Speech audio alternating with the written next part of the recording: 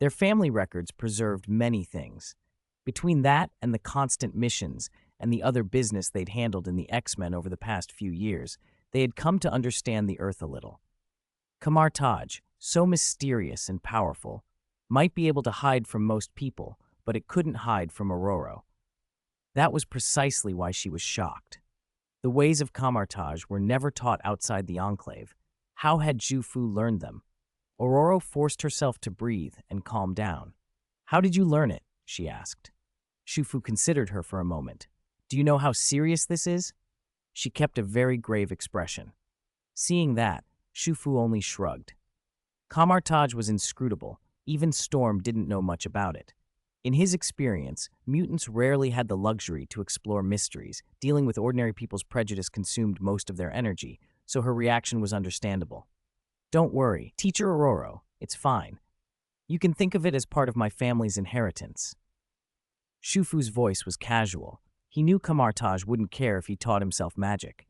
In fact, Kamar-Taj's own renegades had done far stranger things than anything he'd tried. After White became Sorcerer Supreme, he'd even hired the Hulk as a lawyer to sue those renegades for abusing magic.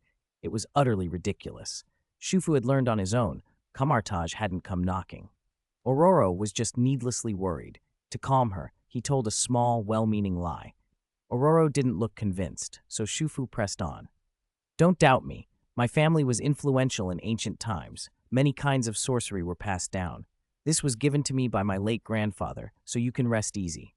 He told the story without hesitation, without even a twitch of crimson on his cheeks. When Zhu Fu made something up, he did it with total certainty. Aurora watched him, then slowly nodded. "That's better. But you shouldn't use this magic in front of others. It would be dangerous for you." She returned to her usual measured tone. "Also, come with me to see Professor. Let him hear this." Zhu Fu had little choice. No fish were biting right then, and it was sensible to let Professor X know, in case Zhu Fu's future drawings or experiments surprised others. With a gentlemanly sweep of his hand, he opened another portal. "After you." As Aurora rolled her eyes at the theatrics, stepped through first, and Zhu Fu followed. They arrived at the academy and found Professor Xavier just finishing a class. Aurora explained the situation carefully, that Zhu Fu seemed to be using magic of a kind tied to Kamar-Taj. Professor X listened, watching Zhu Fu with interest. "I did feel a strange power," he said slowly. "At first I thought some mischievous youngster was using their ability. I didn't expect actual sorcery. It is unexpected." For all his words, Xavier's face remained calm. "What do you think we should do?" Aurora's worry showed plainly. She respected Kamar-Taj and feared the consequences. Xavier's reply was gentle. "Everyone has their own secrets. We don't need to pry into them. As long as there is no malice toward others, the Academy will offer shelter." He smiled and looked to Zhu Fu. Zhu Fu felt admiration well up inside him. As a leader of the mutant community, Professor X was truly reliable. Vision was one thing, wisdom was another. No one liked a psychic who rummaged through people's private thoughts. Professor Xavier respected inner privacy, and he was tolerant. There was nothing for Zhu Fu to say except a thumbs up. "You're right, Professor. Don't worry, I won't bring trouble to the Academy. If the day comes that I do, I'll leave." Aurora clarified. "It isn't just about you, Zhu Fu. I was afraid it might bring trouble to the school." Zhu Fu smiled and kept quiet. That was exactly why he'd made the promise. Otherwise, he'd never have left. Professor X proved to be a kind, understanding elder. After the initial surprise, he said little, and instead granted Zhu Fu considerable freedom, formally excusing him from classes. The whole point of their education, the professor explained, was to help young mutants better understand the world and learn to live in it. The more skills they acquired, the more able they became to survive and thrive. For someone like Zhu Fu, who had different priorities now, formal lessons were less useful. He could skip classes openly, which was amusing and oddly deflating at the same time. Skipping when you weren't supposed to was exciting. Skipping because you were excused felt strange. Still, Zhu Fu wasn't sentimental. The next morning, he went back to the small pond behind the academy with his fishing rod slung over his shoulder. The day was fine, the air pleasant. He squinted at the sky and the surrounding lay of the land. "Perfect weather for catching something big," he muttered, rubbing his chin and readying his line. As everyone says, a fisherman can do anything except fish. Reading feng shui or divining omens? Not impossible. Shufu felt sure he'd get something today. He prepared the spot, set up the rod holder, performed the little rituals, washed his hands, then cast the line and waited. Ding. Sign-in successful. Mental plus 12 acquired. His eyes brightened. He was right. His luck today was unusually good. Fishing required patience, so Shufu waited. Over an hour passed before he finally felt a movement on the rod. Ripples spread across the water, and the rod trembled violently, as if whatever had bitten wasn't a fish but a whale. The line went taut, dragged by a terrifying, continuous force. Without the strength of Superman's body, he might have lost the rod entirely. The stronger the pull, the better, he thought. This means it's something valuable. He braced himself and began to struggle with whatever was below. If it had been his old body, he'd have been exhausted immediately. Now, with Superman's body, his strength and stamina were nearly limitless. He could wrestle this thing all day. The pond churned as if something huge kept moving, and Shufu poured all his power into tiring it out. "What is this thing?" he muttered. Even catching the Superman bloodline wasn't this hard. His arms bulged and veins stood out. "I refuse to believe it's just a fish," he growled. He tapped deeper into his power, then let it explode out of him. Splash! A purple carp, its scales gleaming like crystal, shot from the water and into his hands. Purple? Shufu's eyes widened. He fished out the carp, and when he touched it, the creature shimmered and transformed. Sealed Green Lantern Ring. Sealed Green Lantern Ring. A powerful divine artifact born from the cosmic essence of the DC world, possessing unimaginable power. The Green Lantern Ring has its own will and can only be wielded by those it recognizes. The host's fishing catches will gradually unlock the power of the Green Lantern Ring. Shufu stared in surprise and then delight. The DC world had its own incredible artifacts, and the Green Lantern Ring was among the most famous. With enough will, a Green Lantern could be godlike, at their peak, comparable even to a golden Superman. If the ring had no will of its own, it would be a gold-tier item. But this one was sealed. He could use a limited amount of its power now and unlock more as his system upgraded.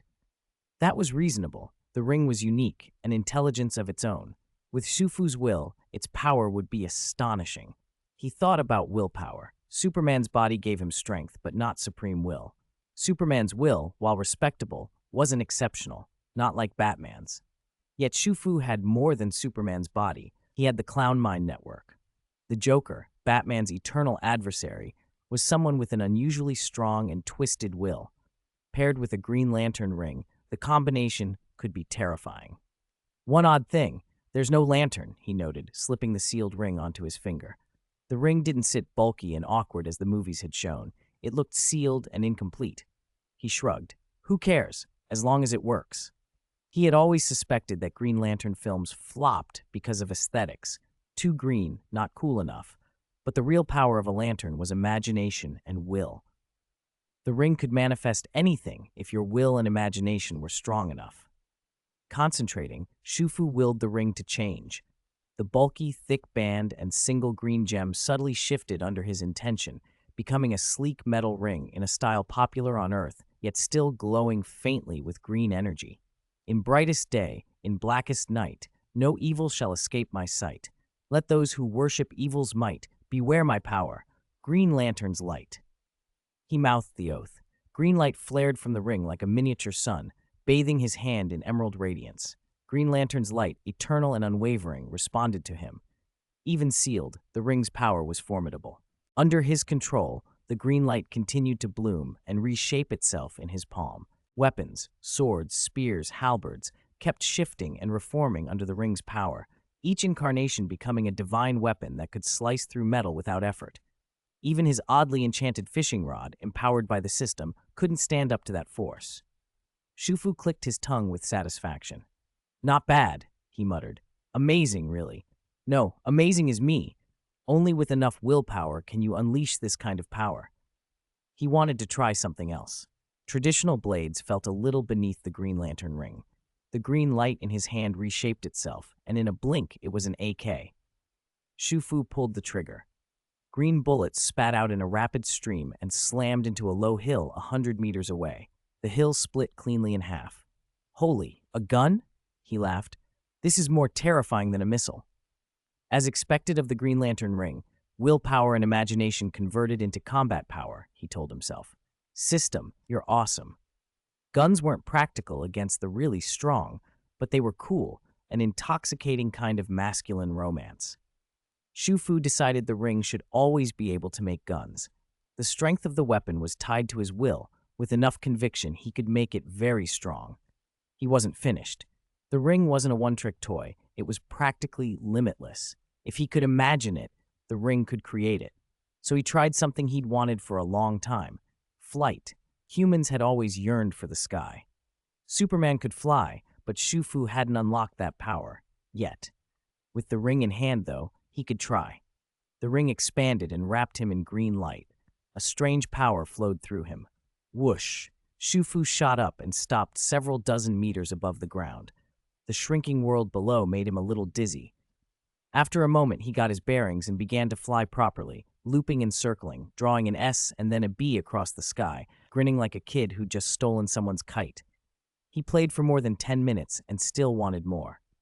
Time to try top speed, he said, focusing. He climbed to 100 meters and pushed harder. Bang! A sonic boom tore through the air as he streaked forward, leaving a white contrail behind. The air around him changed. He felt the rush of breaking the sound barrier. After tens of thousands of meters, he slowed down. So fast, he breathed. Faster than ordinary airplanes for sure. I wonder how that compares to fighter jets. He hadn't timed it precisely, but shattering the sound barrier was thrilling enough. The Green Lantern ring really was versatile. Every tool he could imagine, ready at his will. Still, there was another power he wanted to test. He let the ring's green light dissipate and tried to call up Superman's abilities directly. Where the ring's flight felt like an external construct, he had heard that Superman's flight was instinctive, part of the body itself. Shufu dropped backward into free fall to force whatever response the Superman body might have. As he fell, wind screamed past him. Then something inside him surged. A strange force, like the feeling of a magnetic field, spread from his body. It wasn't some external wind or power. He could sense Earth's magnetic field and other fields around him, a quiet counterforce that resisted gravity. It stopped him mid-fall with no jerk, no shock. Inertia had no pull on him. So easy, he said, astonished. Superman is on another level. This flight felt innate, breathing, effortless, natural, unlike the controlled construct of the ring. It was freer, more comfortable, like lying in a familiar embrace. Shufu laughed inwardly. DC hadn't exaggerated. He cut through the sky, leaving a white streak, and in a flash he was back at his fishing spot. Twice as fast as the ring, he decided, as expected of the Superman body. Incredible. He settled down to study his new capabilities with a wide grin, unaware of how much his aerial antics had shaken the Mutant Academy. "Are you sure you saw that right? Was that a person up there?" Scott asked Jean, irritation and disbelief in his voice. "I'm telepathic. There's no way I was mistaken," Jean replied, rolling her eyes. "But the speed, that thing hit Mach 5. Mach 5? Scott's face went slack. "The fastest fighter jets don't do that. Our Academy's jets top out at Mach 3. You're saying that was a person?" "Not only a person," Jean said quietly. "You know him." Scott's incredulous look turned searching. "Who? That was Shufu." Jean looked at him with a strange expression. "What?" Scott started, astonished. What kind of mutant was Shufu? He had mastered so many powers. He could even fly. It was as if fortune itself favored the kid. A blue holographic panel unfolded in Shufu's vision, listing his current stats. Host: Shufu, age teen, strength tier 1, physique 60, spirit 59, energy 60. Fishing pond, artificial lake. Items: Vic's fishing rod, extraordinary fishing rod, X-gene suppressant, sealed Green Lantern ring, layer 1. Skills: Superman's body, bronze stage, clown mind network, dimension ascension tier 1, portal, planet level, freezing breath, flight. Shufu studied the data and nodded with satisfaction. He'd been gradually mastering aspects of Superman's power, and with what he had now, he finally felt secure. As long as I don't run into a lunatic like Thanos, I should be fine, he thought. There were many powerful beings on Earth, ancient gods, Loki, and other strange entities that made the world chaotic. Thankfully, mutants were not to be taken lightly either. Phoenix was the most hidden and dangerous, But even Professor X was a major force. With a psychic amplifier, he could be one of the strongest on Earth. Still, something nagged at him. When I fought Magneto, he didn't seem that strong, Shufu muttered, stroking his chin. Golden Superman could transcend dimensions and was far beyond Magneto, and Shufu was only at bronze stage. He shouldn't have been able to defeat Magneto outright.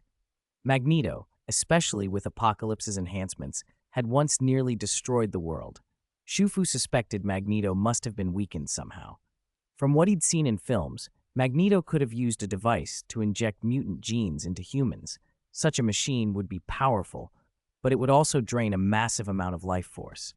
That could explain why Magneto seemed diminished and why Shufu had an opening. Just bad luck for him, he hummed. Who told you to go poking around? Feeling upbeat, Shufu grabbed his fishing rod and headed to the small lake behind the academy. He sat down on a bench and prepared to cast his line. Then the system chimed in his ear. Ding! Check-in failed. Fishing pond has been refreshed. Shufu's face went blank for a moment. He checked the system info and relaxed.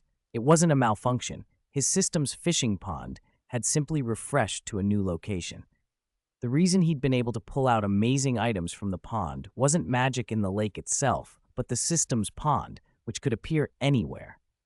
With the pond relocated, his check-in wouldn't work here. Let's see where it moved, he thought, and checked the coordinates on his phone. New York, Central Park. The system pond had refreshed to Central Park. New York was a bustling city, but its parks were large and well-kept. Compared to domestic tourist spots, it wouldn't be overcrowded. Shufu figured it would be safe enough to fish there. Since the location was confirmed, he decided not to waste time. He packed his things into system space and headed to Professor X's office. He wanted to say goodbye so they wouldn't worry. After all, he was under their protection, and he wasn't about to vanish without a word. He'd be back later anyway. Professor X was in his study, reading, and looked up in surprise when Shufu appeared. Is something wrong, child? He asked. You're not here just to chat with an old man, are you?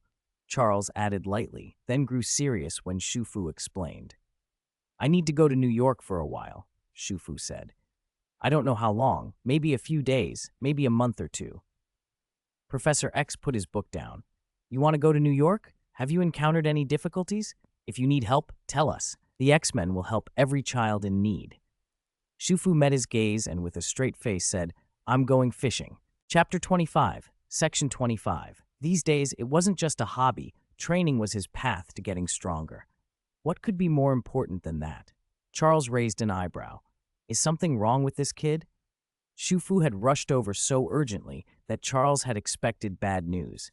After all, Shufu was the one who had beaten Magneto. Someone that powerful naturally earned Charles's automatic respect.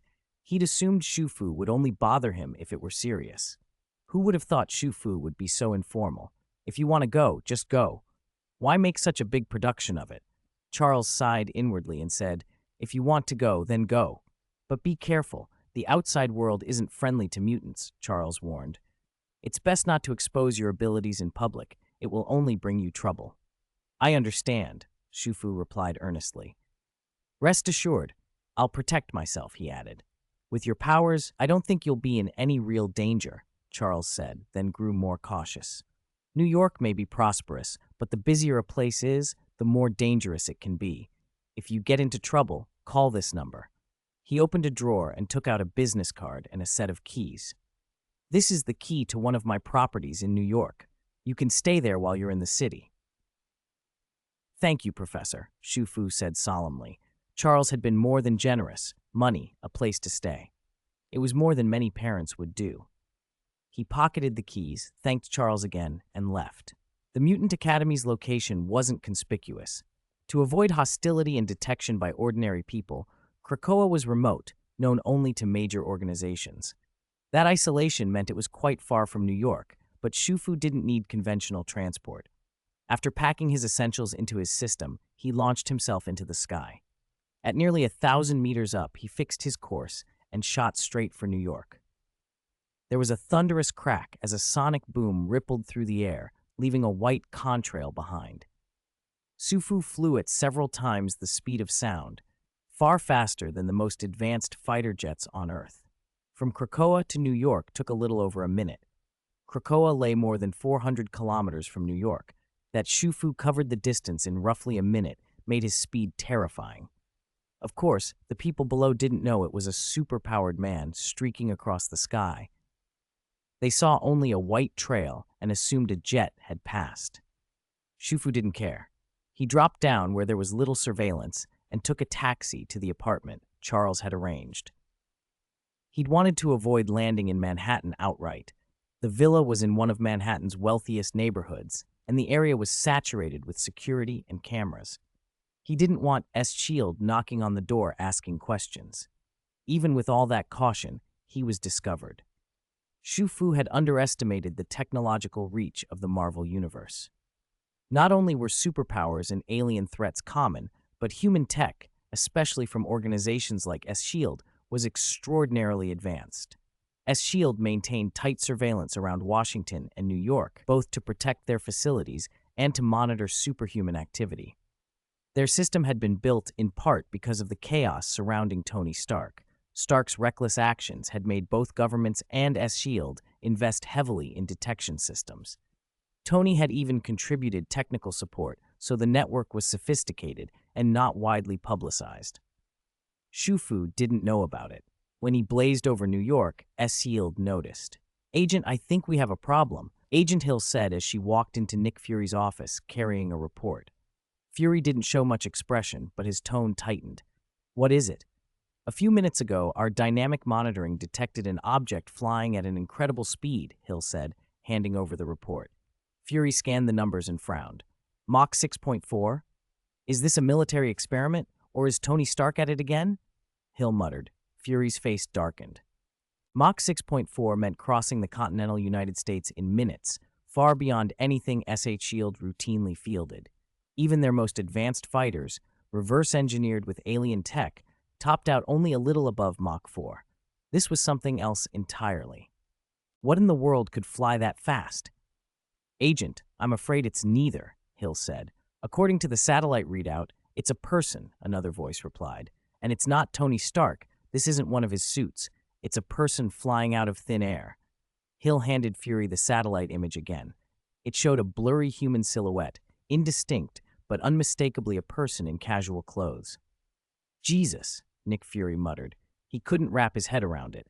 A human traveling at that speed would have been shredded long ago, yet this one was unharmed. Were humans really this abnormal? A mutant? Fury let the possibilities slide through his mind, then choked down the speculation. There are more and more strange things lately. "Bad news from the lab, too. I'll go check on that tonight," he continued. "And now another superhuman shows up here? What's happening to this world?" Turning to his most trusted subordinate, Fury issued orders briskly. "File it for now. Codename Superman. Send a small team to investigate. Don't commit too many resources until we know how dangerous this guy is. We have bigger problems. You'll come with me to the energy base tonight. There's a situation there." He pushed another folder across the desk. Hill nodded, took the file, and left. As the door closed, Fury's office sank into darkness. He sat in shadow, sighed, and let the pressure of the last few weeks settle on him. Shufu had no idea his brief flight had sent S-Shield into a tailspin. He'd settled into Professor Charles's villa for a day. Charles looked like a frail old man, but the mansion proved otherwise. The Manhattan villa was nearly 400 square meters, with a yard and even a swimming pool. Shufu soaked up the decadent comforts of capitalist luxury like a sugar-coated bullet, dangerously sweet, almost intoxicating. He forced himself not to linger. After a day, he grabbed his gear and went fishing. Central Park was huge, full of artificial lakes and ponds. Fishing in the U.S. came with rules, licenses, zones, times, especially in a city like New York. Most people avoided the more rundown spots. Those who stayed didn't much care about regulations. Shufu fit right in. He checked his phone for the exact location, set up his rod, and began baiting. The ritual mattered. The system might not care about ceremony, but he did. He cast the line and waited. Ding. Sign-in successful. Obtained extraordinary bait. Extraordinary bait, magic-infused bait that increases the chance of catching valuable items. Oh? Shufu brightened. Even in system-generated ponds, valuable catches weren't guaranteed. Since arriving at the Mutant Academy, he'd had a streak of empty halls, so this bait was welcome. He switched to the extraordinary bait and cast again. Minutes later, his line twitched. It actually works. The tug was surprisingly light. Shufu frowned. By experience, the stronger the resistance, the rarer the prize. This pull felt faint, which made him doubt the value of what he'd hooked. Still, he hauled in hard. The fish, or whatever was on the line, didn't put up much of a fight. Shufu wound it in and held a shimmering shape in his hand. It glowed purple. He hadn't expected that. He watched as the object condensed into a sliver of light and sank into him. Kryptonian tombstone. When a civilization faces annihilation, preservation becomes instinct. The learned of Krypton sealed their civilization and knowledge aboard a starship and launched it into the cosmos. It's one of those. Shufu's expression was complicated. He hadn't expected that, after gaining Superman's powers, he would also inherit a Kryptonian legacy. On the other hand, it made sense. There had been countless Kryptonians. It was hardly likely that only Superman's father would be the kind of man who tried to preserve his civilization. Among any great culture, there would be far-sighted individuals. Unfortunately, like so many ancient regimes, Kryptonian civilization had become corrupt and stratified. The Kryptonian who preserved their heritage had failed to save his people. He'd only passed down Kryptonian technology and culture. Even so, this last legacy was immensely valuable to Shufu. Hidden in his system was a Kryptonian advanced research vessel, far, far more sophisticated than the small ship Jor-El used to send Kal-El away. Kryptonian tech, Shufu murmured, his eyes brightening. Kryptonian technology might not equal Superman himself, but it was formidable. Within a single universe, it could dominate. At its height, the Kryptonian Empire had even tried to conquer the cosmos. A single warship could erase an ordinary civilization. That power had made them a universal enemy. In the end, they were undone by other powerful forces in the DC cosmos. The Guardians of Oa and the Green Lanterns placed imprints that effectively confined Kryptonians to their own world. Coupled with Krypton's own self-destructive inventions like the Life Code, Kryptonian civilization collapsed. Still, their technological legacy was staggering. Interstellar navigation, hyperspace travel, organ replication, cloning, holographic projection, temporal stasis, and crystal-based data storage. Technologies that would seem miraculous to Earth were commonplace on Krypton. Shufu thought that, in the Marvel universe, even the combined might of its three great empires might not stand against a single mature Kryptonian state. Regrettably, without an industrial base, he couldn't rebuild an invincible interstellar fleet. But that didn't make the fragments useless. They would help him understand Kryptonians, accelerate his mastery of his new powers, and let him fashion a proper battle suit. Ordinary clothing wouldn't survive the stresses his new physiology could put on it. Thor changed into battle armor for a reason. In his last run-in with Magneto, if he hadn't restrained himself, he might have ended up running around naked. Shufu had worried about that, until now. Chapter 24, Loki's Arrival. Nick Fury felt the world had been through enough upheaval recently to convince anyone they were living in precarious times. First, an alien prince had descended on a Mexican town, nearly leveling it, and now a man with Superman's speed was streaking through the sky. To make matters worse, one of Fury's own research bases, where S.H.I.E.L.D. had been weaponizing the Tesseract, was having problems.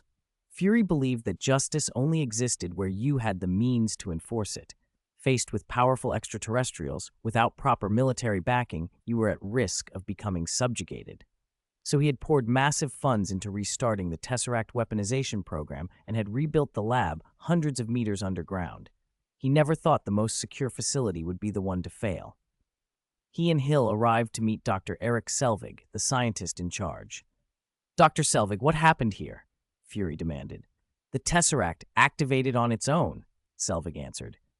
"How could it activate itself?" Fury asked, frowning.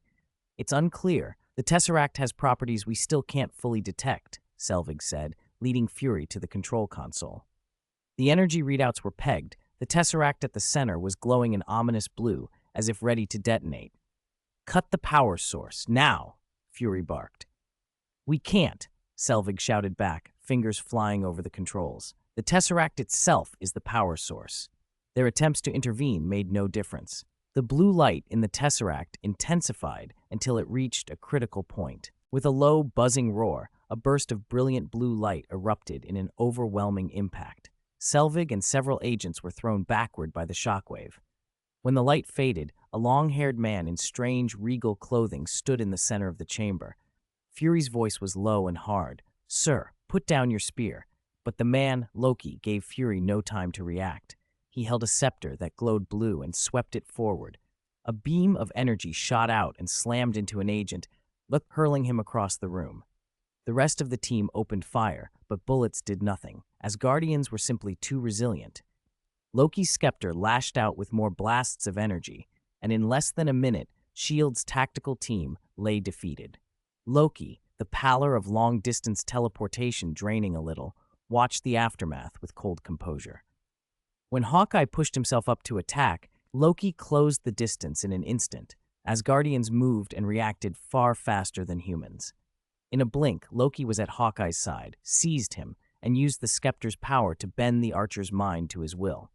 Fury, realizing resistance was futile, reached for the tesseract, quietly removing it from the containment rig with the intention of slipping away with it. He misjudged Loki's awareness. Just as Fury was about to leave, Loki spoke. Section 28. "I advise you not to—" "I still need it," Nick Fury said, turning slightly. "There's no need to make this worse." "Of course there is," Loki replied with a faint smile. "I traveled a long way for this." "I am Loki, of Asgard," he continued, voice smooth. "I have come here with a glorious purpose." "Loki, Thor's brother?" Professor Selvig sprang to his feet in surprise. Loki glanced at him. Fury's face tightened. "We have nothing to do with you," he said. "You are like ants beneath a boot," Loki said, amused. "Are you going to complain when the boot steps down?" Fury's expression changed. "Are you planning to crush us?" "I bring you good news," Loki declared. "I am here to free you from your shackles." "Shackles?" Fury scoffed. "Freedom," Loki said, and the smile turned sinister. "Freedom is the greatest lie." At that moment, Hawkeye walked over. "Director Fury is stalling for time," he warned. "This place is about to blow. The portal is collapsing in on itself." Selvig, under Loki's influence, also spoke, his voice blank and urgent. "This place will be destroyed in 2 minutes." Barton didn't hesitate. With the blue control glow flickering in his eyes, he leveled his weapon and fired at Nick Fury, grabbed the tesseract, and left. After deceiving Agent Hill, the group drove off. The entire base trembled violently as the portal reached its breaking point. Boom! A terrifying wave of energy erupted, destroying the base's load-bearing structures. The S.H.I.E.L.D. facility began to collapse, and the ground for 1,000 meters around, indeed the whole compound, caved in. Loki left with the tesseract. For Loki, this had all been planned long ago. Compared to S.H.I.E.L.D., which knew little about the wider cosmos, Loki came from a far more advanced civilization. He had information and technology they could not imagine. He understood S.H.I.E.L.D. and the Avengers well, and with Barton under his control, he had access to high-level intelligence. He had not only anticipated what would happen after stealing the Tesseract, but had mapped out the steps to target S.H.I.E.L.D. and the Avengers to finish his plan. Under Barton's leadership, Loki seized a S.H.I.E.L.D. facility and began studying the Tesseract. He identified the materials he needed and the locations best suited to activate it. Stark Tower. Tony Stark, an arrogant human, was the kind of prize that appealed to him. "This will be interesting," Loki said to himself. "Let's play with them." Meanwhile, Fury and S.H.I.E.L.D. were already mobilizing to find the remaining identified members and assemble the Avengers. Major powers worldwide began to stir. Loki's arrival set the planet on edge. Yet Shufu remained oblivious, still reveling in the discovery of the Kryptonian legacy. Chapter 25. Undercurrents of Various Forces. X-Men Reinforcements. Loki was wary of the Avengers.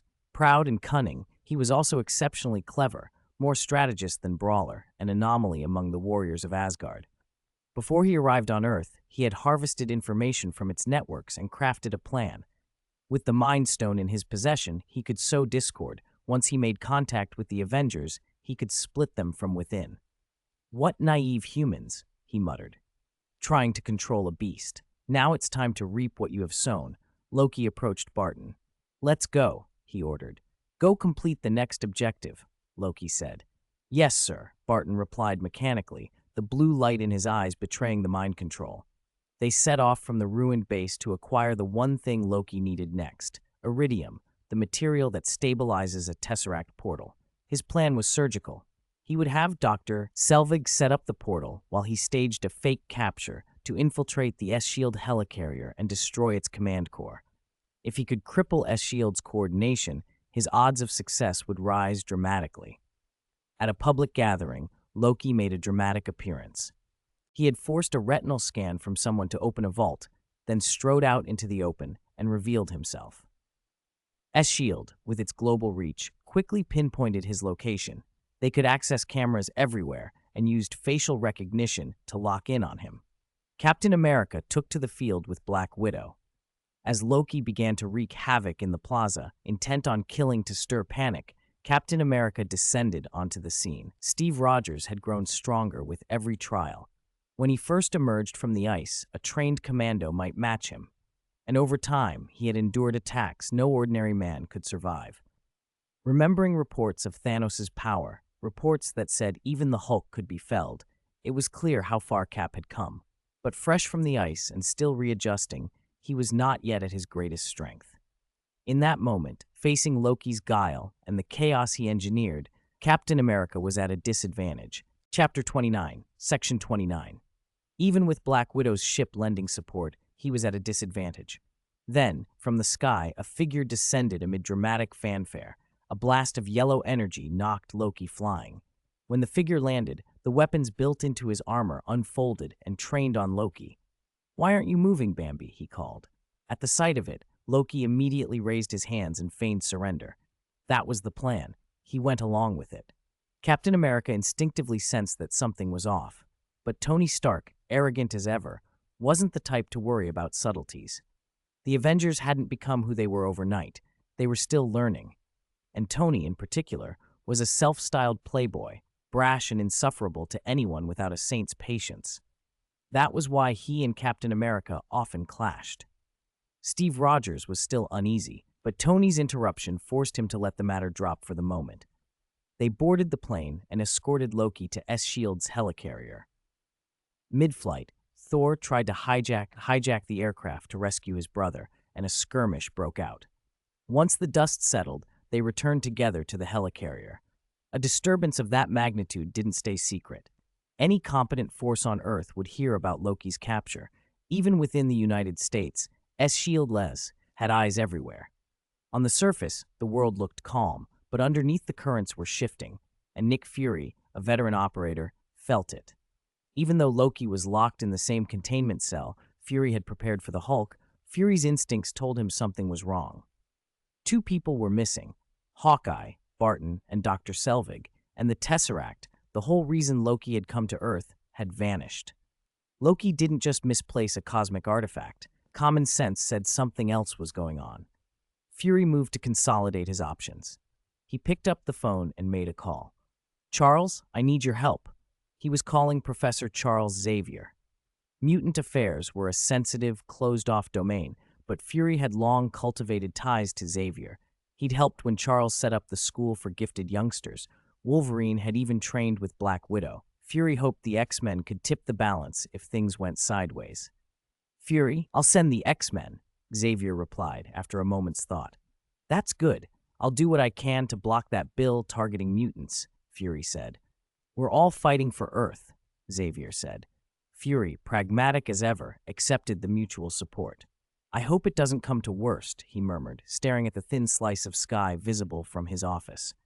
Even after Fury's call, the X-Men needed time to assemble. It was not their immediate business, and Fury hadn't stressed how urgent the situation was. The delay of an hour or two, however, proved critical. Loki on the helicarrier hadn't been idle. He'd been pretending to be captured to get aboard and sow chaos. Working with Hawkeye Barton, one of S-Shield's own agents, the attack was devastating. Barton, whether turned or acting under Loki's influence, set off a virus that crippled the helicarrier's systems. Hulk, provoked by Barton's assault, flew into a berserker rage and clashed with Barton in the hangar. Systems failed, alarms flared, the helicarrier teetered on the brink of collapse. Loki's scheme had hit its mark. From inside the transparent containment cell, watching the pandemonium outside through the thick glass, Loki's smile widened. Barton's men had slipped through to open his cell.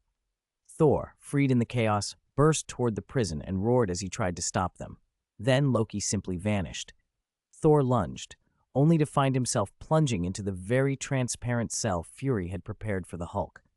"My dear brother," Loki said, his smile wicked, "you will never learn."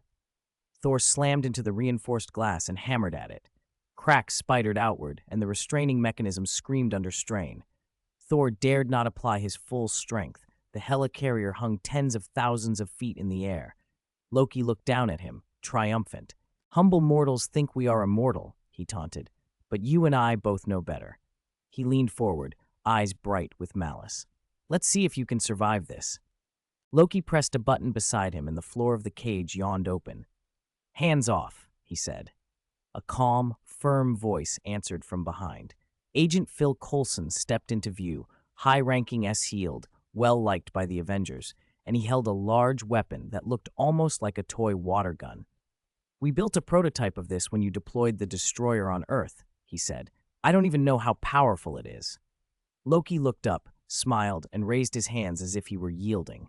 Coulson relaxed for a heartbeat, then a cold, burning pain tore through him. He looked down to find a spear dripping blood from his chest.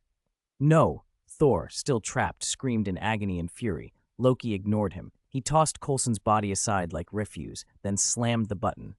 The cage floor opened beneath Thor. Before he could react, he was swept off the ship and plummeted. Satisfied, Loki turned away. "You won't win," he told the receding fighters in the chaos below. Coulson's voice, weak and strained, breathed his name. Loki glanced back, amused. But Coulson had one last reserve of strength.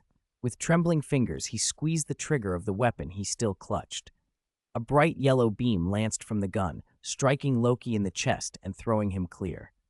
Coulson sank back, a small, exhausted smile flickering across his face. His wound was fatal. He did not live long enough to know whether his shot had truly phased an Asgardian, only that he had tried. Loki cursed, furious, but hardly defeated. He staggered to a waiting fighter jet and took off for Stark Tower in New York.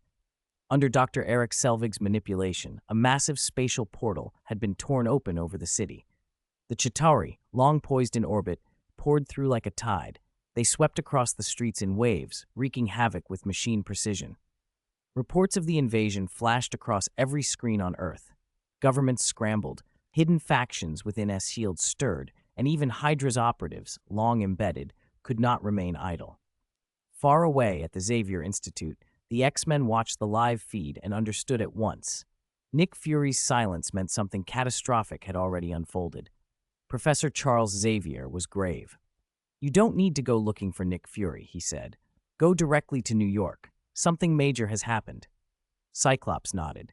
"And be discreet. The worse the battle becomes, the more careful we must be about our involvement. We can't give anyone an excuse to turn on us." "We understand," several of the team replied. Even Wolverine, usually the first to rush ahead, kept quiet. Charles added one more thing, softer but firm. "There's a boy in New York, Su-Fu. If possible, watch over him. He is important to our future." Surprised glances passed among the X-Men, but they all agreed. If Xavier asked, they would not refuse. "I'll stay at the mansion," that's as Charles said. "Eric might act, and Raven could return. Mystique's disguises make her hard to detect. I need to be here to guard against her." The others accepted the decision. "All right, prepare to depart," Charles instructed. "Prioritize your safety. Life is only given once." "We'll return," Logan promised, lighting a cigar and looking every bit the grizzled captain. "And we'll bring that kid back safe." Cyclops could only shake his head at Wolverine's theatrics. The X-Jet screamed toward New York at top speed.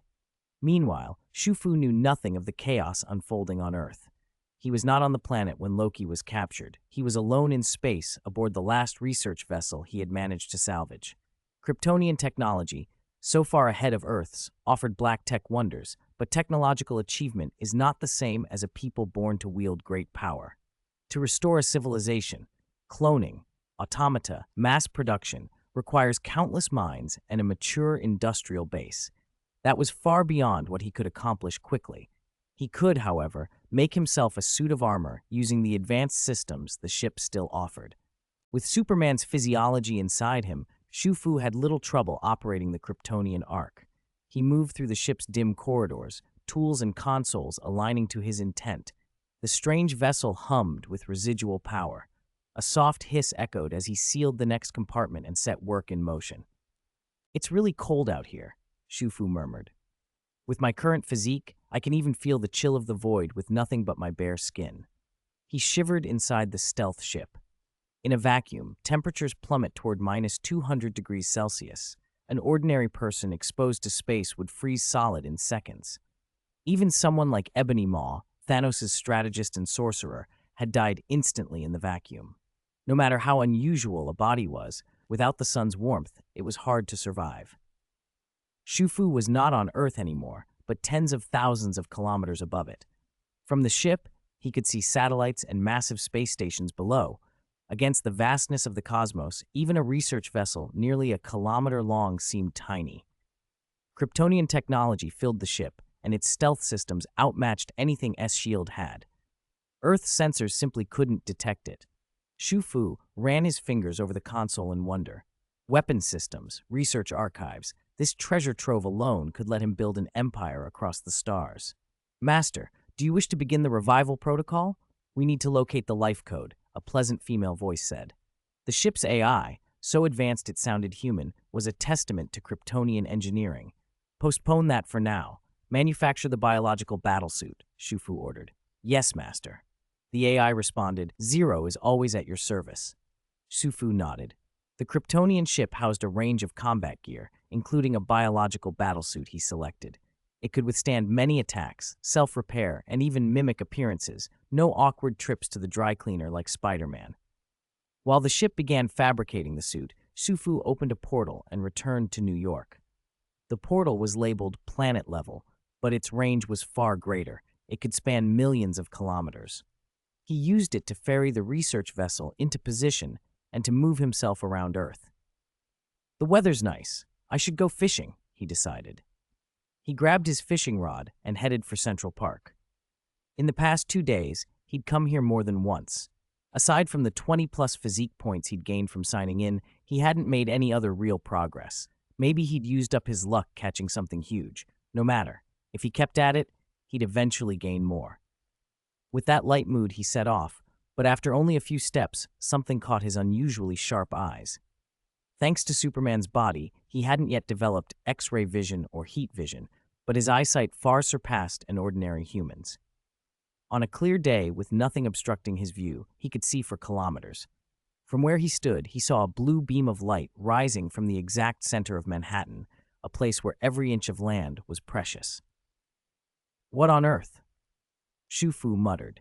He hadn't expected that sort of spectacle in New York. At first, he assumed it was some experimental energy device, maybe Stark tech. He didn't know when the Chitauri might strike. It wasn't unusual to be caught off guard. "Is Tony Stark up to something again?" he wondered. "Not my problem. Let Nick Fury fuss over it. It doesn't stop me from fishing." He glanced one more time at the beam and then turned away. He didn't notice what happened the instant his back was turned. The blue energy shot up a few levels in intensity, as if fed by something massive. A shimmering rift tore open in the sky, a wormhole, and from it came a terrible, piercing chorus. Chitauri poured through. Riding skittering landing craft, they descended on Manhattan with ruthless speed. Boom. The Chitauri weren't sophisticated soldiers by galactic standards. Compared to the empires and warlords across the cosmos, they were space pirates. The worst army in the Milky Way, Rocket Raccoon had mocked. And he wasn't wrong.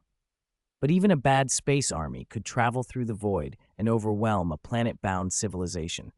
Humans hadn't left their homeworld to any great extent, and when the Chitauri met them, it was a complete rout. Their assault smashed military communications, ground forces were blinded and deafened, while a few opportunists sabotaged defenses from within. In no time, New York was cut off. The Chitauri did not come to Earth to obey Loki or annex territory. They came to destroy. As with Thanos' purges on other worlds, they pursued racial slaughter, looted resources as if it were their due, and carried out a brutal, cleansing destruction. Bombs and exotic weapons rained down. The city that had once been one of Earth's busiest and most prosperous centers became a living hell. Fire, explosions, screams, and the weight of despair pressing down on the survivors. The invasion threw all of New York into chaos. But under a desperate blockade organized by the Avengers, most of the Chitauri were corralled into an area roughly 3 blocks wide, centered around Stark Tower. There were only so many Avengers, and they could not be everywhere at once. Chitauri were still pouring in, spreading destruction across the city. By the time the X-Men arrived in New York, the scene had already become a hellscape. Several of them stared in disbelief. "Where did these aliens come from?" someone muttered. "They're demons," another said. Though the X-Men generally kept to themselves, they were not immune to the outrage of seeing innocents slaughtered. "Don't just stand there. Let's move," Cyclops said. "We head straight into Manhattan." Everyone nodded. Storm piloted the fighter down onto the street, and the team climbed out of the craft. Only 4 X-Men were here: Cyclops, Storm, Phoenix, and Wolverine. But each was a formidable combatant. Cyclops' optic blasts were devastating enough to cut through buildings. Storm could bend the weather to her will. Phoenix wielded terrifying telekinesis and mind powers. Wolverine's strength lay more in close quarters, area effect strikes. In raw destructive range, he was the least powerful of the 4. Mutants had limits, though. Their offensive power was tremendous, but their physical resilience wasn't on the level of gods. Storm could summon lightning, but she was no Thor. Thor had both massive offensive power and near-legendary durability. The mutants were stronger than most humans, but not invulnerable. Wolverine's healing was exceptional, and the adamantium made him even harder to hurt. Without it, he'd only have slightly enhanced regeneration. Against small Chitauri patrols, the X-Men were crushingly effective. When the Chitauri commanders noticed and sent reinforcements, the battle shifted. Wave after wave of enemies wore them down. Attacking and dodging simultaneously was exhausting. Without Wolverine stepping in several times, one of them might already have been killed. "This won't work," Cyclops said. "We need to pull back while we fight. There are too many of them. We should link up with S.H.I.E.L.D. as soon as possible." He lifted his visor, then the ruby beams cut dozens of Chitauri craft in half. "Scott's right. We're getting out," Storm agreed. Their powers were impressive, but manpower was everything. The Chitauri kept coming. The 4 of them retreated toward Manhattan's center. Wolverine spat his cigar free of his mouth. "If we're leaving, move. There won't be any getting out later," he growled. While the X-Men fought and fell back, Shufu's day could not have been more different. He was fishing in Central Park, only a few blocks from Stark Tower, completely unconcerned by the chaos. Chitauri's stray craft strafed tourists and set fires, but Shufu sat in a popular spot and ignored it. Who could trouble a man with Superman-like strength and a Green Lantern ring? Energy blasts were swatted aside with a casual hand. A green glow pulsed over his right hand as the ring fashioned itself into a massive sniper rifle. Bang, bang, bang. Green rounds streaked across the sky. Chitauri ships that crossed his sights exploded into nothing, wiped from existence as if erased. "Pathetic," Shufu yawned, bored. He resumed his fishing, calm as a still pond. The invasion didn't concern him. The Sorcerer Supreme hadn't even intervened here, and he wasn't a saint. He would fish. So long as the aliens kept crossing overhead, he would flick them away with the ring's power. Central Park became, for the moment, an oasis of quiet amid the city's destruction. The place thrummed only with the soft ripple of his line and the occasional shimmering of green light in the sky. That quiet drew the X-Men. Their retreat had been hard-fought and costly.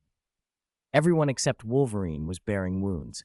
Cyclops had blood at the corner of his mouth. He'd just used his optic blast to split a massive Chitauri warship in 2, but another energy weapon had nearly torn him open. Only Wolverine's intervention had saved him. They'd underestimated the size of the Chitauri force. They were not at Professor Xavier's level of power. Confronted with an army, their only option was to fall back. "Scott's right," Storm said as they flew over the city. "Central Park has fewer civilians. We can stop there and rest before we push to the center." Central Park looked almost untouched from the air, a forbidden zone the Chitauri seemed to avoid. They made for it, fighting and retreating in fits, eager to reach that brief sanctuary. but the Chitauri weren't going to let them slip away so easily. Chapter 33, Section 33. Though there were only 4 X-Men present, they hit the Chitauri hard and caused heavy losses. The aliens were determined to finish them quickly. From the center of Manhattan, a large contingent of Chitauri had been dispatched in pursuit, ordinary warriors and several massive whale-shaped warships among them. It was a fight to the death. The pursuit swept into Central Park. In an instant, the small green space looked like an army had gathered there. The whale warships and thousands of Chitauri packed the air until the sky was darkened. The X-Men were completely surrounded. Boom, boom. Energy beams lashed the ground, setting cars and debris alight. That was bad enough, but the real danger came from the whale warships. These weren't movie props. They were fully armed, with main cannons and numerous smaller energy turrets, all controlled by a central intelligence. Artillery fire rained down without pause. Jean poured everything she had into a telekinetic wall to shield them, but even that was only barely holding. Blood trickled from her eyes and nose. She was straining beyond her limits. Seeing that, Scott's visor flared crimson, and he snapped, ready to throw himself into the fray. Wolverine grabbed him. "You stay here and protect Jean," Logan snarled. "I'll go." He sprinted out. Thanks to his healing factor, Wolverine took the Chitauri by surprise and cut a swath through them until they adapted. Dozens of landing craft fired ropes tipped with sharp hooks and charged with electricity. Wolverine screamed, convulsed, and collapsed. The X-Men's hope faltered. Were they going to die here? Shufu heard the scream. He hadn't intended to get involved at first, but his ears were sharp and Wolverine's cry reached him immediately. He hovered, listening and watching. Mutants in this world were distrusted and reviled. Professor X had often pushed the X-Men to risk everything to prove their worth to humanity. Shufu, now a mutant himself, couldn't turn away, not only because they had helped and trained him in the past, but because he felt a debt to repay. Logan had even taught him fighting techniques, though Shufu admitted to himself he'd been lazy about learning. "It's time to help," he decided. "Zero, warp armor," he ordered. Far out in space, millions of kilometers from Earth, the main brain of the Kryptonian research ship, Zero, picked up the command. The ship's antimatter engine flared and its spatial warp device engaged. Shufu's biological battlesuit, already stored aboard the ship, was projected to Earth in an instant. A flash of cobalt light, and a suit appeared before him. Dark blue, with a scaly texture and a prominent S emblem on the chest, the classic Kryptonian symbol he'd selected from the research ship's wardrobe. He didn't care about its origin. It looked good, and it would protect him. The armor's servos engaged, and it wrapped to his body like a second skin, emphasizing his inverted triangle physique. "Not bad," Shufu murmured, pleased. He flicked the cape and launched himself into the sky. A sharp sonic boom followed as he shot upward, the red cape snapping behind him, lending flourish to his flight. He arrived at the edge of Central Park in seconds. 5 whale warships hung over the park, and the ground thrummed with Chitauri troops, easily 2,000 to 3,000 of them. When that many fighters converge on a single area, their impact is overwhelming. Even modern soldiers in similar numbers would pose a grave threat to the X-Men, whose powers often rely on fragile bodies. The Chitauri clearly favored ranged bombardment. He frowned and surveyed the barrage. Tens of thousands of energy blasts peppered the park. Shufu didn't hesitate. Green light coalesced around his right hand. Mechanical components whirred and folded out of nowhere, gears, pistons, and panels assembling in rapid succession. A gigantic cannon rose behind him, its barrel nearly half a meter across and the whole structure roughly 5 meters tall. Compared to Li Yunlong's cute little field gun with a 100mm bore, this was monstrous. More in the vein of a World War II naval gun or even a Dora-class siege cannon. Shufu planted his feet. The Chitauri had preferred hot weapons. He would give them something to aim at. Chapter 34, Section 34. Compared with the subnuclear weapons others used, whose shells weighed several tons, Shufu's cannon was far more agile. Its power wasn't terrifying on paper, but right now it was more than enough. Seated at the gunner's station, Shufu took aim. He glanced back at the thick muzzle and chuckled. If Li Yunlong had this gear back then, he might have taken Dongying. Fire! Boom! Shufu pulled the trigger, and a shell of green light screamed from the barrel. It was the crystallization of his will, transmuted into a devastating strike by the Green Lantern ring. The moment it left the cannon, the air cracked with thunder. The X-Men huddled below felt a buzzing in their skulls as sparks exploded into the sky and flames spread outward. The massive whale-like warships had no chance. They were ripped apart by the impact and swallowed by fire. Chitauri in the air fell like plummeting stones. After the blast, thousands of Chitauri were essentially wiped out. "Jesus! What is that thing?" Wolverine stared up, clutching his chest. A figure in a red cape and gleaming battle armor was descending through the smoke, surrounded by a corona of flame that looked almost holy. Shufu drifted down as if he'd floated out of the heavens, his cape whispered behind him. The 4 X-Men watched him like worshippers seeing a god. "Teacher, are you all right?" someone called. Shufu's voice held concern. "You'll be fine." Logan's face, however, was unreadable. His mutant healing was monstrous. He could survive a direct nuclear strike, and Jean had just ripped the barbed chain from his body, allowing his wounds to close in moments. Though he'd taken the worst beating, he was actually in the best shape of the group. So his bewilderment was obvious. "Wait." Logan's eyes narrowed. "Was that attack just now yours?" "Of course," Shufu said. "I was trying to save you. I hope it didn't affect you," Shufu added quickly. "How did you do that?" Logan asked, incredulous. Logan had seen a lot in nearly 2 centuries. He'd met most of the mutants in this world and even witnessed Magneto at his peak. Still, he'd never seen anything like Shufu. Thousands of Chitauri wiped out in an instant, a handsome suit of battle armor, flight. It was all too much. He hesitated to accept what he'd witnessed. The other X-Men were equally stunned. Shufu had always shown talent, but this was absurd. His power seemed to be multiplying every time they looked away. His abilities were inexplicable. Shufu smiled, casual. "Maybe my mutant ability has developed new functions." The X-Men were speechless. They had never heard of a secondary mutation. Having multiple powers was rare but not unheard of. What Shufu displayed didn't fit their understanding at all. Finally, Cyclops murmured, and the others nodded. Shufu's shrug made sense. Who could truly explain mutant powers? "Let's not worry about that now," Shufu said. "First, I'll help treat your injuries. The Chitauri aren't done yet." He extended his right hand. The Green Lantern ring flared, and a sweep of green light passed over them. A mysterious energy washed through the X-Men. Storm and the others watched in disbelief as their wounds slowly closed. Not only could Shufu fight, he could heal. One by one, their strength returned. "One awakening from you is worth 10 from anyone else," someone breathed. Shufu simply smiled. That, he knew, was the strange nature of the Green Lantern ring. With enough willpower, it was almost limitless. The ring's power was bounded only by the wielder's imagination. In raw physical strength, it couldn't match Superman's body, but in versatility, it was unmatched. With Shufu's help, the X-Men quickly regained their combat readiness. Cyclops pushed himself to his feet, fingers trembling as he touched his chest where the wound had been. His expression was complicated. It really had healed. Chapter 35, Section 35.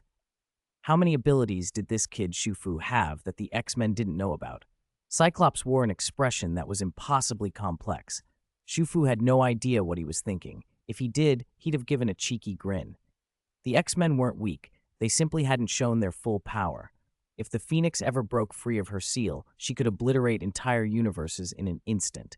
Cyclops' optic blasts were terrifying, a seemingly endless reservoir of energy that could cut through mountains.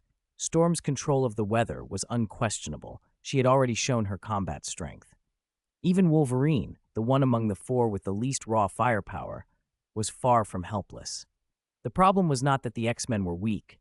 Compared to Shufu, who had a cheat, they looked far less impressive. "Teacher, what should we do now?" Shufu asked. "Should we go back?" He'd been thinking the same thing, return to fishing and keep out of trouble. He had saved his teacher. He didn't want to get dragged into a fight. "Shufu, that's reasonable thinking," Cyclops said. "It's just, I'm afraid we can't leave," Jean Grey, the Phoenix, said with a solemn expression. Shufu turned and saw, in the distance, a scattering of black dots swelling into a thick, writhing mass, so dense it would set off trypophobia in anyone susceptible. There were at least 10 times as many as before, and among them were numerous heavy warships. Are the Chitauri insane? Why are they throwing everything at us? Someone muttered. What are the Avengers doing? Shufu blurted out. They'd come merely to observe. Why had the Chitauri brought their main force here? Where were the Avengers to stop them? In the movie, the Avengers had contained the invasion to a handful of city blocks. Heroes like Thor and Hulk were devastating in combat, and even Black Widow could hold off swarms with her weapons and electric shock devices. This wasn't a film set. This was reality. The Chitauri were a spacefaring civilization. Their ships and biological soldiers were far tougher than anything ordinary Earth weapons could pierce. Black Widow and Hawkeye's tools didn't stand a chance against their biological armor. The Avengers were suddenly 2 combat-effective members down and 2 liabilities short of their full strength. It was already a miracle they'd held on this long. There wasn't time to argue about what had happened. The Chitauri were on them. What do we do? Cyclops asked Shufu. He no longer spoke to him like a pupil. There was an equality to his tone. Don't worry, sir, Shufu said with a small smile. This is a minor problem. He waved his hand, and a green light flared. Bronze Superman was strong. More than that, it transcended normal limits. But Bronze Superman had weaknesses. Unlike a Silver Superman who could directly manipulate energy and laws on a grand scale, Bronze Superman lacked devastating, large-area attacks. In a one-on-one fight, he might be even with the strongest Avengers like Thor or Hulk. Against the Chitauri's dense, swarm-like formations, raw power alone was impractical. Given enough time, he could wipe them all out, but by then, the Earth might already be lost. Luckily, the Green Lantern ring filled that gap. The precise coordination between the Clown Mind network and the ring massively improved Shufu's area of effect capabilities. Under the sudden green light, dozens of giant mechs materialized around their group. The Green Lantern ring obeyed his will and transformed into heavy external armor straight out of a rebel army schematic, like the machines used to fight the mainframes in the Matrix. Both arms ended in massive Gatling guns, long ammunition belts rattling beneath them. The 20-plus millimeter rounds promised catastrophic stopping power. The design was crude, yet beautiful in its brutality, nothing like Tony Stark's sleek engineering. The X-Men stared, stunned. What is that? Jean whispered, a flicker of light in her eyes. A weapon, naturally, Shufu said. Come on, teachers, one each. Let these Chitauri see what they're up against. He cheered them on, climbed into his mech, and it whirred to life. Clatter, clatter. The ammunition belts rattled. Shufu's face lit up. What man didn't want to pilot a mech? He'd watched from television before. Now he got to sit behind the controls. Green Lantern ring, forever the GOAT, he thought, grinning as he slotted himself in. He raised his hands. The Gatlings tracked up and aimed at the dark cloud in the sky. For Zion, he yelled. The Gatlings opened up. Green tracer fire stitched the sky as spent casings fell like rain and vanished into nothing. The Chitauri above, dense as a plague of insects, were torn apart mid-flight. Landing craft burst into flames, and explosions triggered chain reactions across the formation. Yellow sparks and shredded metal blossomed against the clouds as swarms began to plummet, torn into pieces by the mechanized barrage. Shufu grinned as he kept firing, watching the swarm break and fall. The X-Men, surprised and quickly regrouping, readied themselves beside him. The battle had just escalated, and the city's salvation seemed for the moment to be riding on a mechanic boy and a ring that could shape green light into instruments of war. Chapter 36, Section 36. Relying on the power of the Green Lantern ring, Shufu alone tore a gap through the Chitauri swarm, that dark cloud-like mass. Wolverine's eyes lit up. Watching it, he was suddenly thrown back to battlefield days, except now they had toys like this. It was infinitely more thrilling. Hell yeah! Cursing, Wolverine vaulted onto one of the energy mechs. Imitating Shufu, he raised both arms and a hail of bullets, like a waterfall, ripped up into the sky. This is amazing! Ha ha! Die! Wolverine shouted as he fired, looking less like a soldier and more like a kid playing Space Invaders. Cyclops watched, itching to try, but he was a leader and kept his cool. We need to stop the Chitauri, he said, then climbed onto a mech and began sweeping the sky with fire. A Gatling gun couldn't match artillery in sheer destructive power, but for sheer exhilaration, it couldn't be beat. Why had Shufu simulated this instead of, say, a nuclear blast? Maybe he couldn't, but nukes wouldn't feel half as good. A mech with twin Gatling guns. This was a man's romance. You guys are such children, Aurora said with a roll of her eyes, but she climbed onto a mech anyway and joined the barrage. Mutant powers or not, this felt effortless. With 5 of them attacking at once, the Chitauri overhead were relentlessly cleared away. Countless invaders were shredded. Their strong metal shells couldn't stand up to the incoming storm. Down in the city, the Avengers had finally taken down a gigantic whale-like warship and were cutting through Chitauri on the streets. Everyone looked up and froze. What the? Even Captain America, who usually kept his composure, swore aloud, stunned. What was that green stuff? How could the Chitauri be stopped so easily? It hadn't been easy. Cap could feel every bruise and scrape. They had paid for this with blood and sweat. Of the Avengers, only the Hulk seemed unmarked. Has Earth's technology really come this far? Thor marveled. These combat mechs fly and they hit like this? Thor, who had seen wars across the cosmos, had always thought Earth primitive. He hadn't expected a trump card like this. These huge guns and mechs rivaled Asgardian arms. The Chitauri's hulls, made to withstand extreme conditions, were being torn apart. Was this really the work of kinetic weapons? Stark, you should have told me, Thor said, patting Tony's Iron Man armor. Tony, inside the suit, looked unsettled. He'd been an arms dealer and knew Earth's limits. This shouldn't be possible. Energy weapons on his own suit couldn't have pierced that whale ship's outer armor, yet the Gatling fire, whatever was driving it, had riddled the thing with holes. A Gatling gun shouldn't be able to do this. Jarvis, scan, Tony barked. Scanning, came the calm reply. A lock-on icon blinked on Tony's HUD and centered on Shufu, standing amid the energy-formed mechs. Sir, this is an unknown energy signature, Jarvis reported. All the human-like constructs in the sky are composed of energy. Determining energy source. The next line was stark. The energy originates from the human in the sky. The surrounding mechs are all energy constructs, Jarvis added. Tony's mind reeled. He didn't need the readout to tell him how much energy was being unleashed. He could see it. How much output did it take to create entire flying mechs and sustain an instantaneous army? It had to be more than his arc reactor at peak, possibly orders of magnitude more. Could one human emit this much? Not even Thor's lightning had ever looked so concentrated. When did a human like this appear on Earth?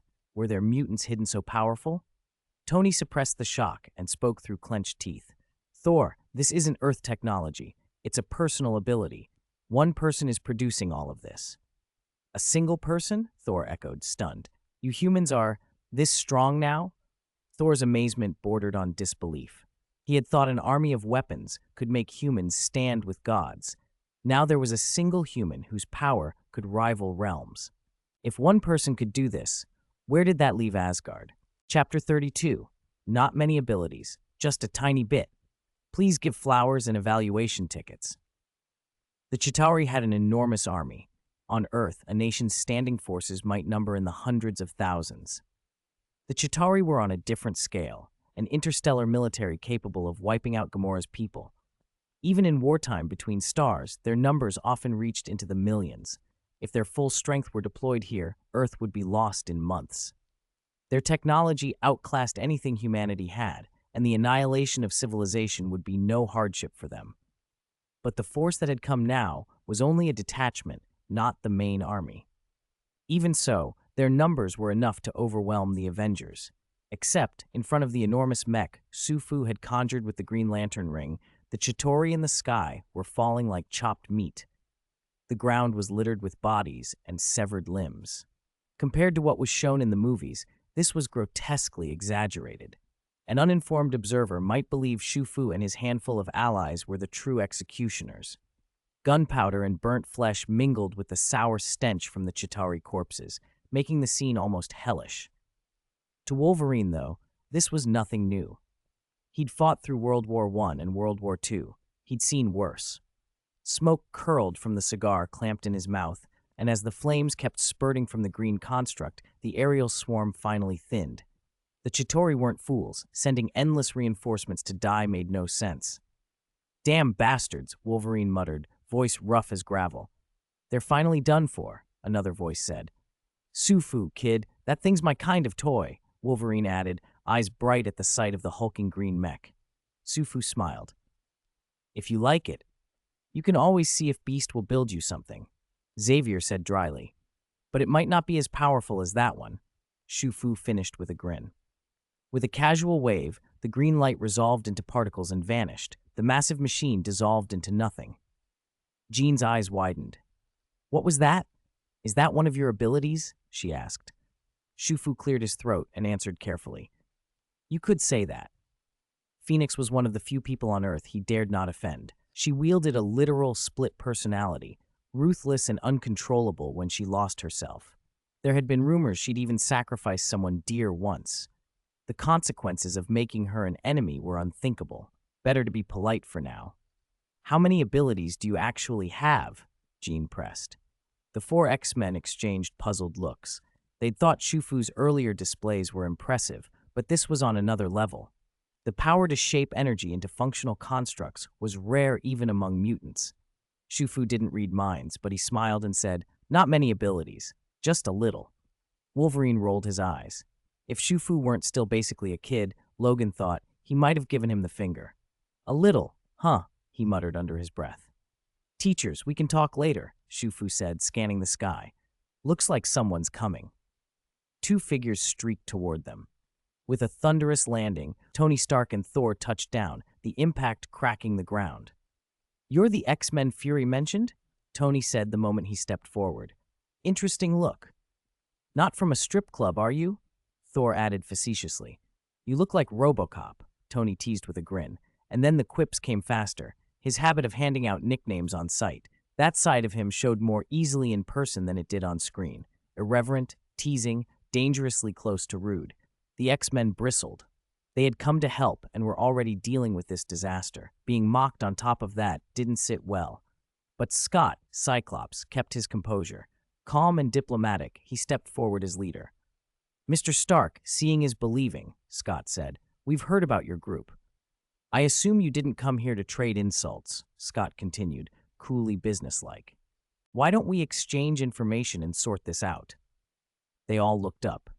The Chitauri assault had become sparse. Only a few skirmishers remained.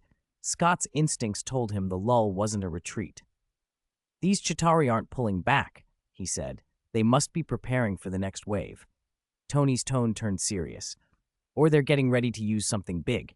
I'm thinking weapons of mass destruction. Thor's face was grim beneath his helmet. Around them, the battlefield lay quiet for the moment, but everyone knew the silence was only temporary. The real question now was what the enemy was planning and how to stop it before the next wave hit. The Chitauri invasion on Earth had not looked like the work of a truly advanced interstellar civilization. Aside from jamming military communications, their weapons were only marginally more advanced than Earth's. There was no generational leap. That was unnerving. If they could cross the stars, they should be capable of far more. Even a planet like Earth could produce nuclear weapons. How could the Chitauri not? Tony Stark's jaw tightened as the implications settled over everyone. They were all powerful fighters, superheroes with incredible abilities, but against weapons of mass destruction, they felt helpless. In truth, they were already having a hard time against this force. Before a combat power reaches a certain level, it's tragically normal for hordes of ants to threaten an elephant. Faces around the battle hardened. Shufu spoke up, calm and measured. I think they're trying to bring the mothership down. Heads turned to him. In the galaxy's grand scheme, Rocket Raccoon might call the Chitauri the worst army in the Milky Way, but even the worst in the Milky Way was still leagues ahead of isolated Earth. To the great empires of the cosmos, Earth was a tiny, insignificant world in a remote sector. The real Chitauri were not the caricature Black Widow could silence with a pistol. These were an interstellar people capable of deploying semi-biochemical infantry and fielding warships with fearsome energy weapons. And the mothership, the Hive's core, carried a planet-level weapon. One shot from it could obliterate a city. With their ground troops unreliable, the Chitauri had escalated to full bombardment. For Thanos, these soldiers were expendable cannon fodder.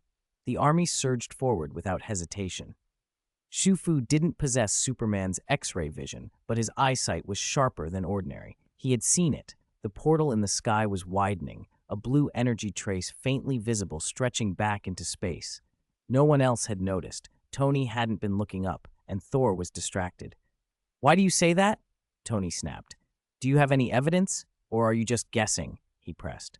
Shufu did not get flustered. Tony was still young. He hadn't yet become the man he would be. "Mr. Stark, look up," Shufu said quietly. They all looked. The portal had swollen to over 1,000 meters across. A shadow the size of a city block fell over buildings in New York. Through the widening rift, they could see a colossal warship, an armored hulk with flickering vector nozzles and armatures bristling across its hull. Stark's face fell, an ugly mix of irritation and alarm. No one had expected the Chitauri to lower something this massive. "We have to stop it," Tony said, voice tight. "We can't let that ship descend. If it comes down, New York, my tower will be gone." Jarvis's tone in Tony's suit held the same urgency. "Sir, energy readings are spiking. The vessel is concentrating power." "That thing's about to fire," Tony shouted. He raised his arms. 2 missiles launched from his armor, streaking into the sky. Thor swung Mjolnir and thunderclouds gathered, lightning arcing toward the mothership. The X-Men joined the assault. Jean ripped great slabs of rubble from the streets and hurled them skyward as telekinetic projectiles. Scott removed his visor and unleashed a dazzling optic blast that gouged through the clouds. Storm called bolts from the storm to aid Thor. Missiles, lightning, telekinesis, and beams met the alien hull. A section of the mothership's wing sheared off with a thunderous groan. For a moment, hope flared, but it was a hollow victory. The damage was cosmetic. Interstellar vessels were built with compartmentalization and redundancies far beyond Earth's designs, sealed bulkheads, automatic reroutes. The ripped-away wing did nothing to the ship's central systems. The core weapon in the middle of the mothership kept charging, its power unmistakably increasing. They were spent from that first volley, and time had run out. Shufu stepped forward, expression grave. The green ring in his hand began to glow, a brilliant emerald light that made everyone instinctively squint. "Ragnarok!" Shufu cried. From the light, a figure rose, an enormous shape aflame with green fire, lifting off from the ground like a living conflagration. Thor's eyes widened. The figure was identical to Surtur, the fire giant from Asgardian legend, the one they were said to have defeated long ago, except it was green. It raised a blade nearly 100 meters long and thrust it toward the sky. The colossal phantom, together with that unimaginable sword, loomed close to the portal. Shufu didn't hesitate. He reached out with his will and drove the massive weapon into the core of the Chitauri mothership, hovering above the city. The hull shredded as if cut by a blade of light. The ship, already accumulating energy, had its core ruptured by his strike. Engines and fuel erupted. A conflagration shot into the sky, lighting half of New York. The portal overhead contracted rapidly. Most of the fire and force of the blast funneled through to the other universe. Still, the shockwave slammed into people on the ground, chests tightened, and ears rang from the violence of an explosion in the atmosphere. No one paid that much attention, though. Everyone was staring at Shufu. Thor's face was the most expressive, his eyes round, his jaw slack with shock. "Is that Surtur? How did you summon him?" he blurted. Shufu kept his composure. The effort of that attack had been enormous. More than half of his willpower had been spent. If not for the steady backbone of his clown mind network, he might not have held on. He smiled slightly. "It's just one of my abilities. Maybe I picked up the idea from some old myths." Thor's mouth twitched in visible disbelief. That thing, hundreds of meters tall, blowing up a Chitauri mothership with one stroke, was an ability? Around them, the crowd and the assembled heroes exchanged stunned looks. The X-Men nearby were speechless. Shufu's powers had far exceeded anything they'd imagined. Chapter 34. Loki? "I'll hit you." On the battlefield, people regarded Shufu like a god. His single, decisive action had neutralized the greatest threat. Even Thor felt the pressure of that enormous phantom's presence. "You Earthlings are cunning," Thor muttered, more to himself than anyone else. "With a Hulk and a fighter like that, you still claim to be weak." Everyone looked at Thor oddly. It was ridiculous. How many Earthlings could wield powers like Shufu's? Only a few mutants on their side had comparable strength, and several X-Men felt stung by the gulf between them and him. Fortunately, Shufu had always been modest and low-key. Teacher, someone reported, the Chitauri have stopped moving now that their mothership is gone. They must have been controlled by it. Shufu pointed out toward the frozen enemy force. Then we just need to close the portal. There shouldn't be any other magic involved, he added. You're right, Thor, let's close the portal, Tony Stark said. We'll help. This portal isn't going to be easy to close, Scott warned. Jean looked at Shufu. Are you coming? I'm not, Shufu replied. I'll rest here for a while. That last strike drained me. Jean saw how tired he looked and nodded. Then rest. We'll handle the rest. They turned and moved to deal with the portal. Shufu had removed the most dangerous problem. It would have been unforgivable not to follow through now. He sat on a rock and let himself recover, planning to go fishing later, simple things grounding him. One small puzzle nagged at him, though.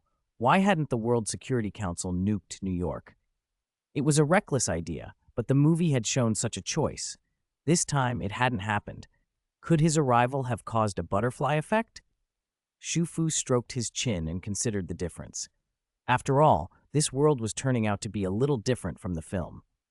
Chapter 40, Section 40. In the movies, there weren't even any mutants, but this world had them. Shufu didn't know which Marvel parallel universe this was, only that it differed from the pure movie universe. Ding. Lost in thought, he suddenly felt something like a mosquito bite on his back and heard a metallic click. A shocked voice called out behind him. Are you okay? Shufu turned. Loki stood there, clutching the scepter with the Mind Stone, his face full of surprise. Shufu grinned. Why would anything happen to me? If Loki had used an Asgardian blade like the one that stabbed Thor, that would have been a threat. His current raw strength might have been injured. But the Mind Stone? That little thing couldn't even scratch Tony Stark's arc reactor glass. Did Loki really think Shufu's body was as fragile as a human's? Shufu dismissed it.